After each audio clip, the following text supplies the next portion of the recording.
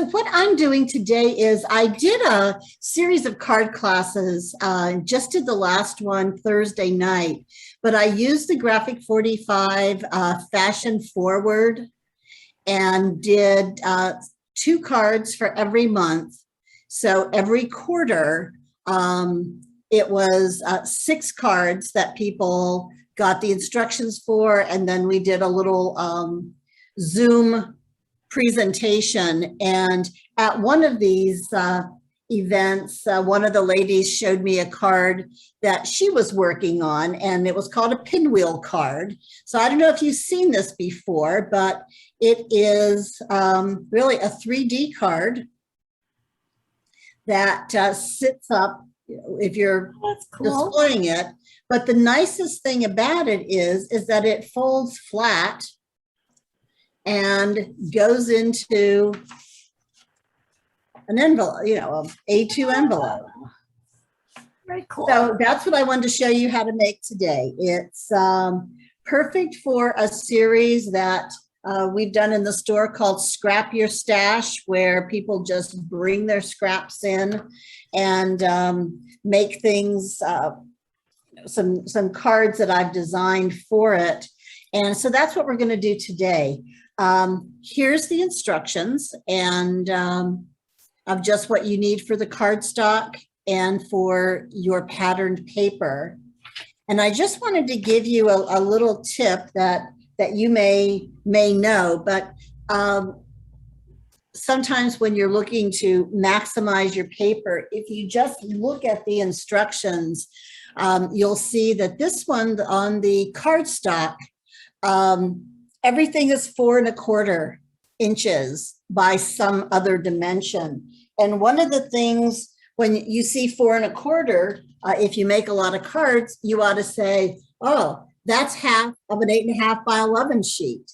So an easy way to do this is if you take your 8.5 by 11 piece of cardstock and you cut it at 4 1/4, you're going to instantly have a piece here that becomes your base.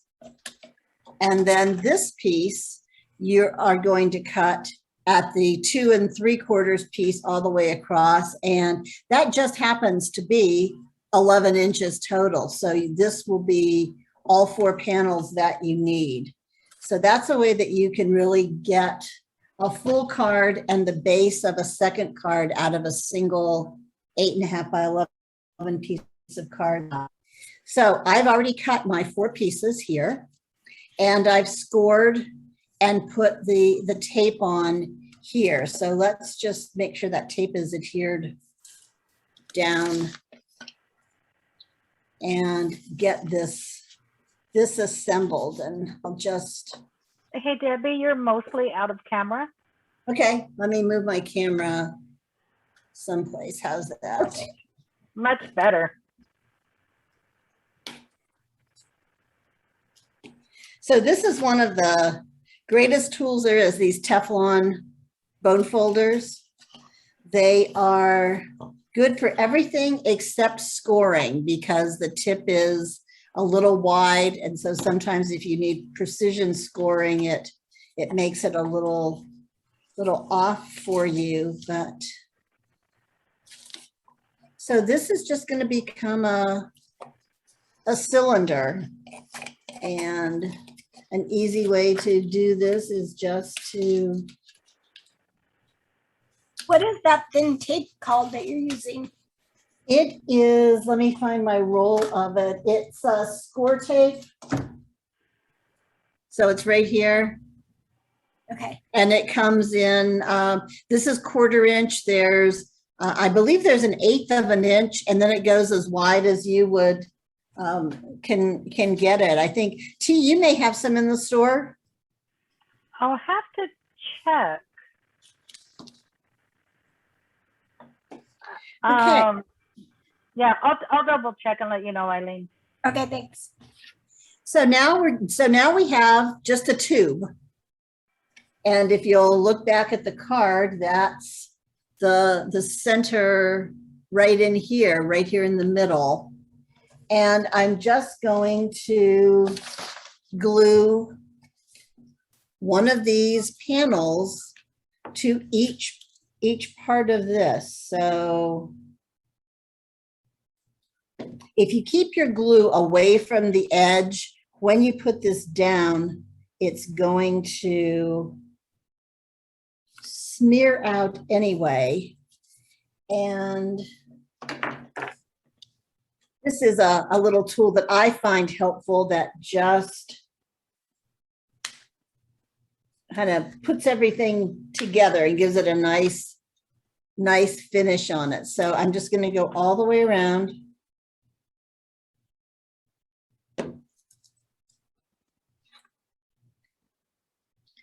Now, a natural tendency is to hold this up in the air and try to do it because you're wanting to see how it's going to look, but it really is easier to line up if you keep it flat on the ground or on your work surface.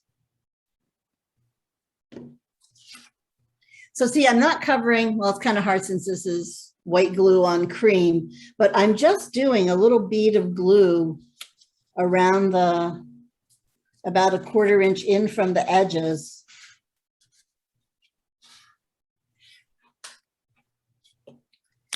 And let's see, where do we need? The last one is going to go.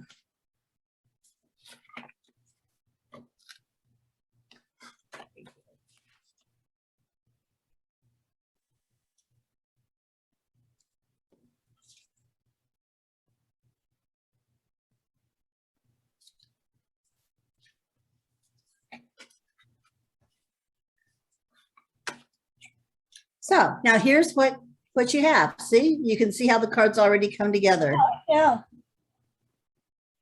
And then I have been making a lot of cards for card kits and things. So I just keep all my, this is Graphic 45, the Princess line. All my scraps are in here. And you can see I had an extra one of these. If I ever just need a quick card or a tag or something, this is what I grab because I've got some flowers already cut. I've got some bows cut.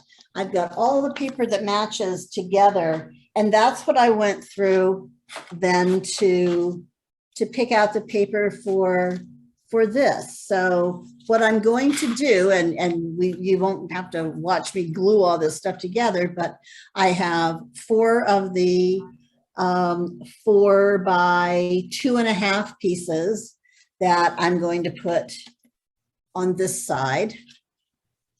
And then I wanted to use this for the short side, but in order to get the design centered, it was a little narrow. So I had some scraps here. So these are just going to be layered here and go on. So let me just do up one side so you'll get an idea. I did ink the edges, and what I found works well with a lot of the Graphic 45 is wild honey. Okay. Just seems to be nice. It kind of picks up a yellowy orange color, and it was just perfect for this pattern. Now, Graphic 45, if you're a fan, you may notice that there's always some type of subtle writing. And so just pay attention to that because you can't see it unless you're really looking for it. But if you put it on upside down, it's going to be the first thing your eye goes Yeah, to. Yep. Or maybe because you know it, that's what's happening. Sometimes it's helpful. That piece it wasn't, but if you look at the back, you can see that the back design Oh, yeah, good idea. is, you can get it right side up or not there. And so here we are here. Let's put this strip down.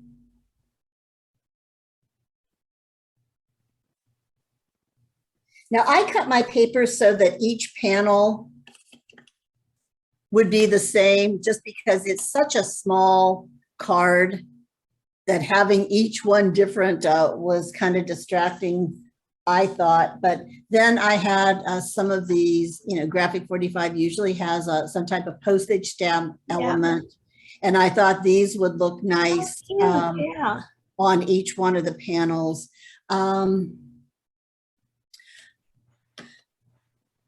I used some old scissors with the decorative edges. And I'll tell you, I found these every time the store had a yard sale where people brought in their old stuff. Somebody's always selling these scissors for 50 cents or a quarter or something. So they are just nice to have because it gives you a nice little edge, and then after you ink it up, it just adds another layer. So this is how pardon me? It's a fun little element on there. Yeah, it is. So this is how I'd finish up the card, just going all around on all four sides. At the very end, you'll just want to take everything and kind of smooth it out so it is nice and crisp on the folds. But this is... Oh, that is very cool. I love that. Yeah, and you're really making it out of scraps. The biggest scrap you need is going to be of your pattern paper is only 4 inches high. And, this one would have looked good too if we mix and matched it. But I just thought this was a nice little card to continue on with the scrap your stash idea that we've done in the past. I like it. Can I see the paper with the measurements again? Oh, sure. The pattern one, there was 4 by 2.5, and then so 4 by 1.5 is the next one. Right. And then you're really just going to make the box using that 1/4 inch. Yeah, I liked that trick too. That was good. Okay. All right, cool. I got it. Thank you.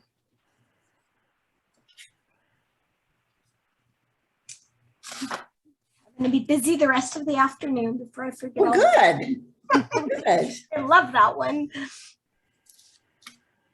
Well, and it can just be, any design you want to put there. If you wanted to use, a more masculine paper or a more juvenile paper. Oh, and then I also had a strip here of, what are the sentiments from the card that I would probably do something like I did here and just cut the words out. Yeah, that's cute. Yeah. And have on. Debbie, can you slowly show us each panel? So the continuing design was really the short panel, this one. It was just a strip of the green and 2 of the tiny little elements.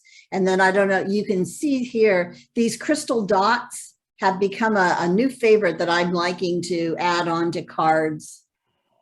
You hardly see them, but then all of a sudden you do see them and start looking for them. So here, the same side panel. This is just a pop-up. I had a couple of the chipboard elements. This one here. And then this one. If I remember correctly, when you do your pop-up, instead of foam squares, don't you often use cardboard pieces? What I use, as you can see, is I use cereal boxes or cracker boxes and just pop those up, kind of like the idea that T does with the multi-layer of the cards. But again, it gives you a full surface, so you don't have the little dips that pop dots do. It's, the chipboard is just easier for me to use because I'm not using a silhouette to cut anything out. So I'm just cutting it by hand. Oh, okay. That's what I was going to ask. Okay. And then, so this is the other one that I did from the Fashion Forward card. This is the one of the October lines. And let's just see, where is my camera? So Very pretty. The symmetry was the short side. I used a couple of the panels there. I used the 8x8 book for this, so everything was sized small. But it's just, you know, the little scraps that you say, oh, I forgot to use that. And then the one little piece that you can write your little message on. But I think the nicest thing about it is it looks so nice as a stand-up card, but Yeah, it still goes into a standard envelope. yeah, those are very cool.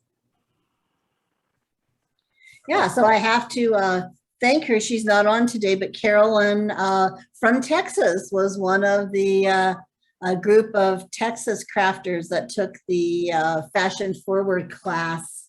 And we had a lot of fun with that. So that was my card project. I'm going to finish it up, and then I hope I'll remember it when I need a birthday card or something. And I like it. oh, the other little tip I wanted to show you is as I was cutting this, I noticed that I need a new blade on my trimmer. But if you've got a little emery board, you can just run it over your little jaggedy edges, and it really cleans it up. You don't notice them again until you're photographing them, and then you say, oh, that looks pretty raggedy on there. So Oh, that's a good idea. that's a little tip there. So what other fun projects are you working on? Well, you know, I've Becky? been working on a lot of things. So this card is one of a set of 6 in a kit that I've just posted in the store. It's from Graphic 45, which is the Fruit and Flora collection. So there's 6 cards. This one is a slim line, but with a little gift pocket in it. So it has a front flap, some fussy cutting, and then the inside has a sentiment panel. The second one is a easel card. So this is going to come up and sit. Oh, So this is one of the, you know, Graphic 45 generally gets you a 4x6 decorative cut apart. So all I did here was just trim the side so it wasn't so boxy. Little bow. This set, I included a package of the chipboard die cuts. So we used it there. This one, the fold is called the Joy fold. And so it opens here and then it opens here. And again, just because getting at the holidays, gift cards are probably an easy way for people to use them. I've added a gift card pocket in each one. This one folds like this. This one is the bookbind spine. So it really is just a regular, 4 1/4 by 5 1/2 card, but I taped down the side here. So when it opens up, it's just a little smaller design, your sentiment panel to write your message, a little gift card, and a little bow and one of the chipboard things. And then this one is the double Z fold. So it's going to open like this, fussy cut design here from one of the front panels. The words go, right across the page. So the kit has 8 sheets of Graphic 45, a full package of the chipboard designs, the little bling you can see on here, let's see, where are you gonna see? This has the little blings here. oh yeah. A pack of that, envelopes, and the cardstock, full color instructions, and since this is being taped, this is the walkthrough video of the cars. So, so those kits are in the store.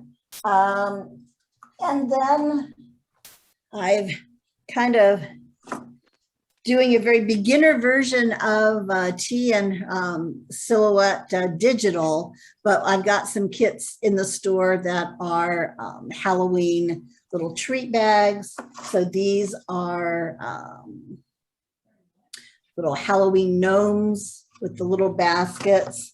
These are more fall with the design. So there's 4 in a set.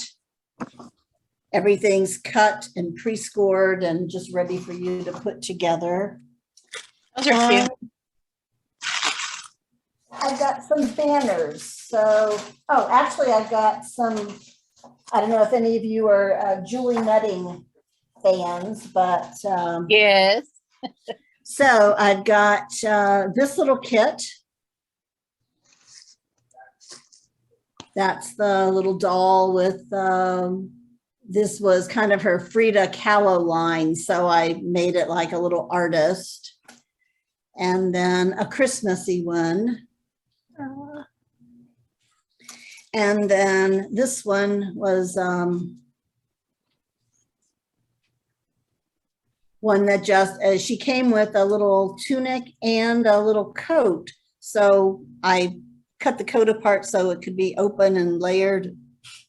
And so these are kits in the store. I think we're up to 39 different Julie Nutting doll tags that are just, you know, like paper dolls. The dolls are usually cut out.